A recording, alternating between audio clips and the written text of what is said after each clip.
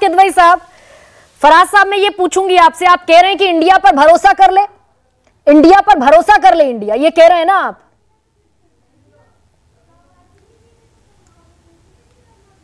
Unmute करना पड़ेगा Faraz Kidwai, unmute करना पड़ेगा।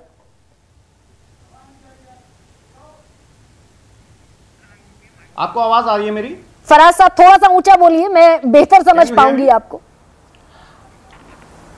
अच्छा, मैं ये गरिमा जी बोल रहा हूं जी कि इंडिया पर तो देश के 140 करोड़ लोगों को भरोसा करना पड़ेगा। देखिए, अभी हम बात हो रही थी किसानी पर और डॉक्टर गुरु प्रकाश ने कुछ किसानी की बात की। हालांकि किसानी की हम बात नहीं करना चाहते थे, लेकिन अब मजबूरी है क्योंकि किसानी पर कुछ सवाल उठाए गए हैं। तो इंडियन एक्सप्रेस में 15 जनवरी 2024 को गरिमा जी एक रिपोर्ट छपी थी। उसके हिसाब से पिछले 5 सालों में भारतीय जनता पार्टी की सरकार ने 1.24 ट्रिलियन रुपीस का बजट सरेंडर कर दिया। गरिमा जी, इनकी नियत ही नहीं है करने की। ये बजट तो एलोकेट करते हैं मगर उसमें एग्जीक्यूशन तो ये करते ही नहीं है। और गरिमा जी, लास्ट फाइनेंशियल ईयर में इन्होंने 21,005 करोड़ रुपए का कृषि का बजट इन्होंने सरेंडर कर दिया। दूसरी बात यह है गरिमा जी कि फर्टिलाइजर सब्सिडी की अगर आप बात करिए तो यूपीए 2 के टाइम पर यह 0.8% ऑफ द जीडीपी हुआ करती थी, जो इन्होंने घटा करके 0.5% ऑफ द जीडीपी कर दी। ये मैं नहीं बोल रहा हूं, 15 जनवरी 2024 का इंडियन एक्सप्रेस में एक पूरा सा आर्टिकल इसमें था। तीसरी बात गरिमा जी यह है कि प्रधानमंत्री जी ने कहा था कि 2022 में किसानों की आय दुगनी हो जाएगी, लेकिन 2012-13 और 2018-19 के बीच में किसानों की आय 1.4% से कम हो गई। गरिमा जी, तो भारतीय जनता पार्टी का चाल चरित्र और चेहरा इससे सामने आ जाता है। लेकिन ओपीएस पर आपका भी सामने आ रहा है क्या फराज किदवई साहब?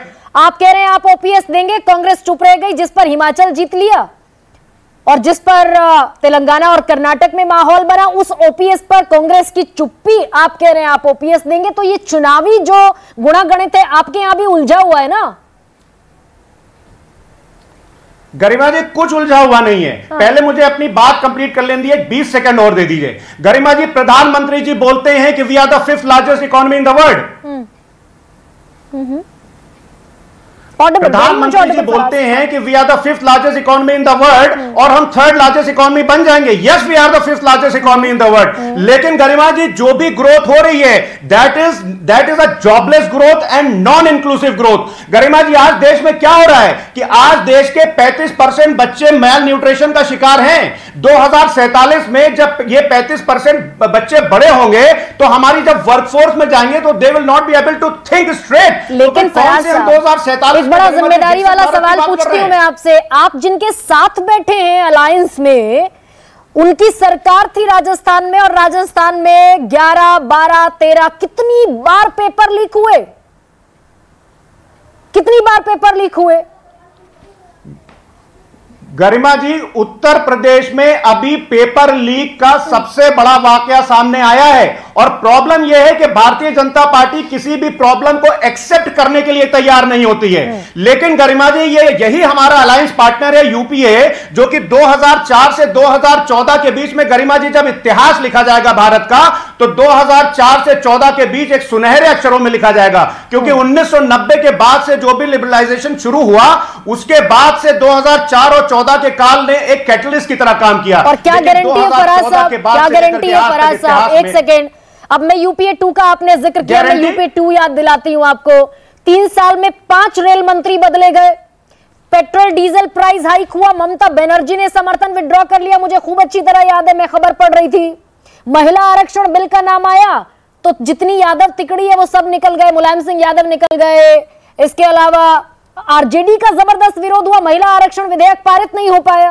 तो क्या गारंटी है कि ये जो छोटी छोटी पार्टियां मिलाकर सरकार बनाएंगे आप, कॉमन मिनिमम प्रोग्राम नहीं, साझा एजेंडा नहीं, साझा रैलियां नहीं, साझा घोषणा पत्र नहीं, क्या गारंटी और क्या भरोसा देंगे आप इंडिया गठबंधन का? फराज साहब।